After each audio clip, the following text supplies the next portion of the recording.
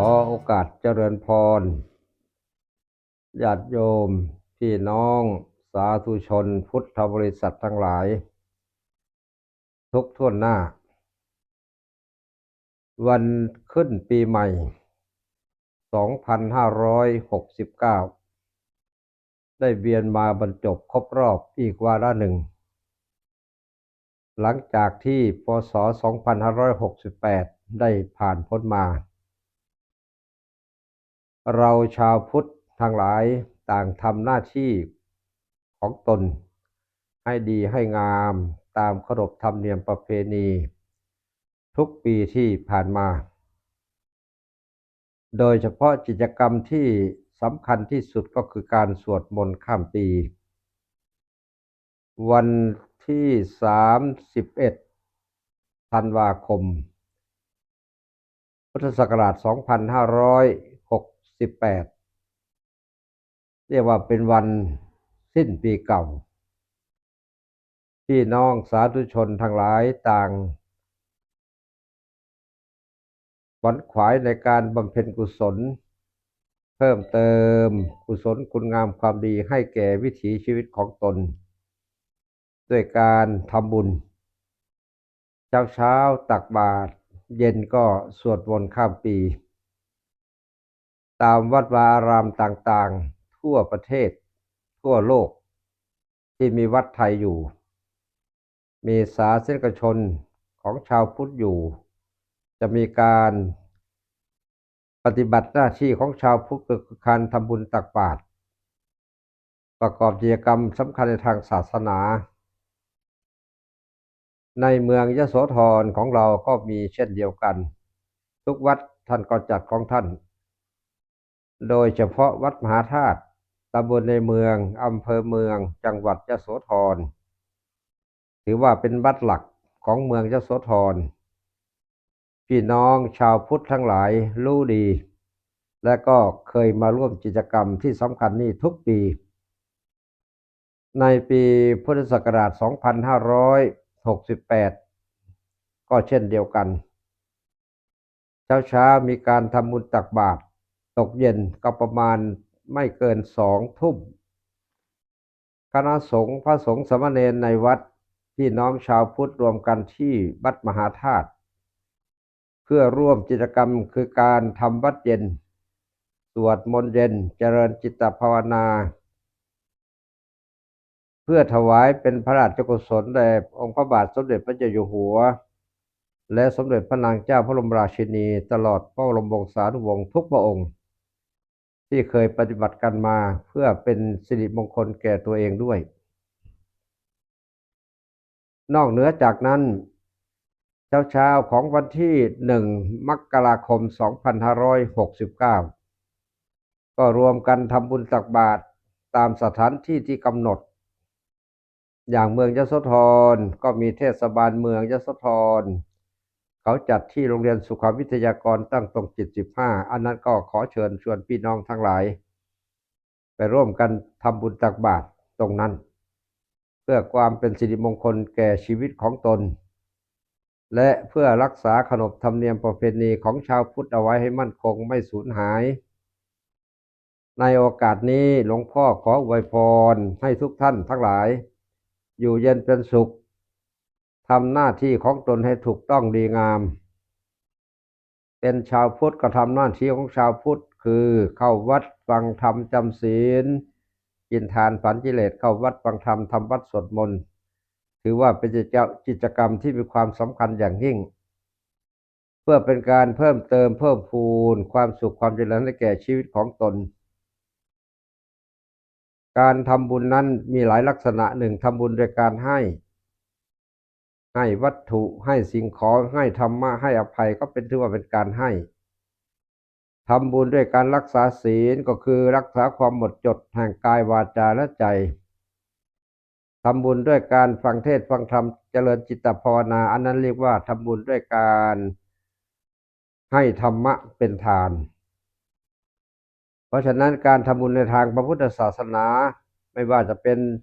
ทานศีลภาวนาหรืออย่างอื่นก็ตามถือว่าเป็นการทำบุญ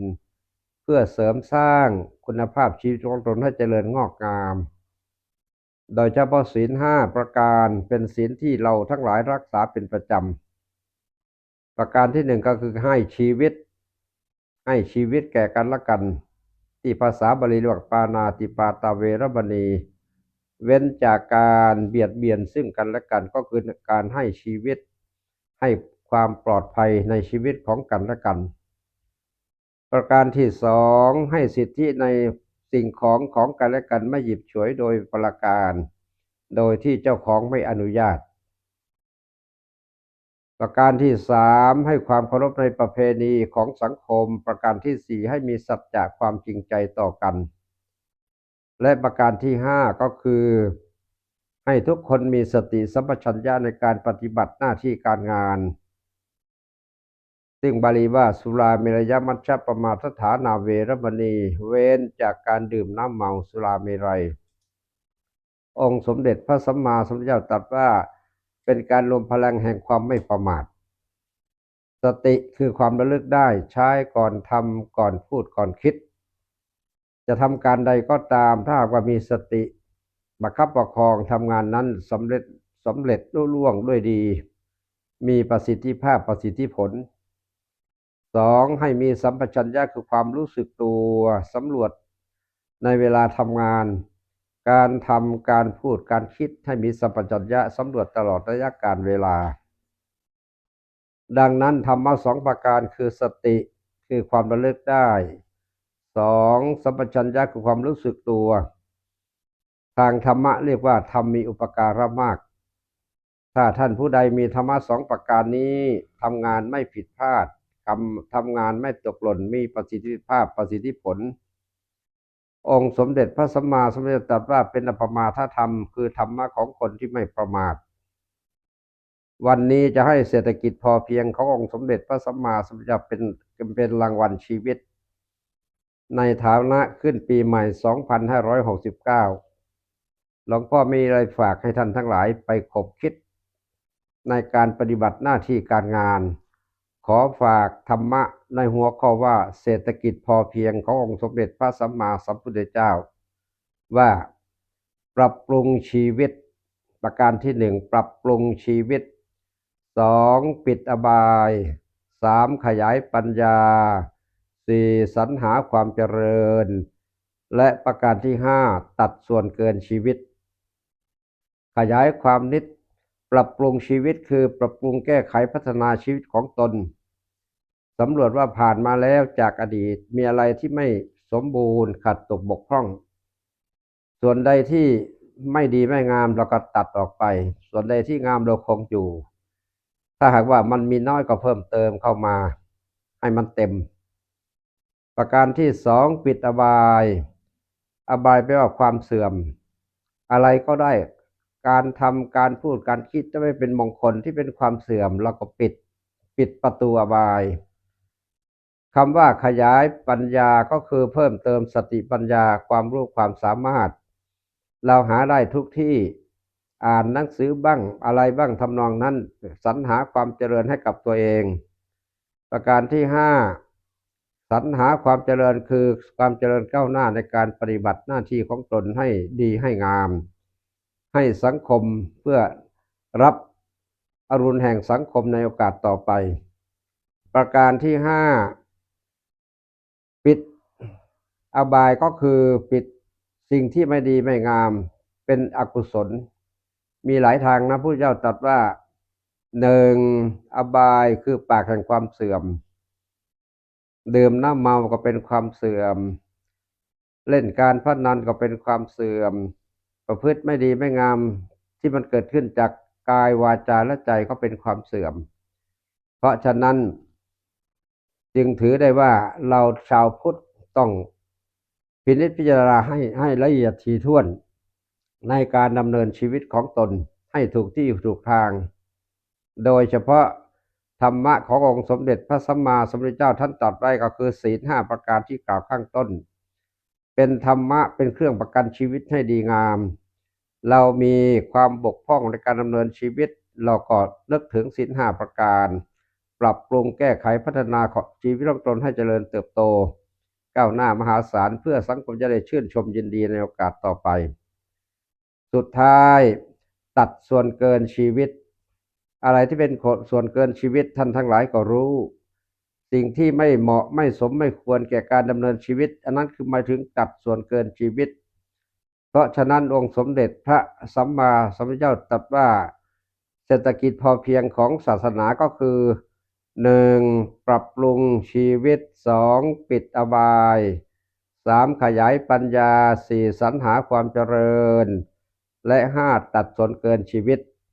ถ้าเราทุกคนทำได้ก็จะมีชีวิตชีวาที่เจริญงอกงามไพบูรย์ไม่มีปัญหาไม่มีอุปสรรคในการปฏิบัติหน้าที่ของตนสุดท้ายในวันขึ้นปีใหม่2569นี้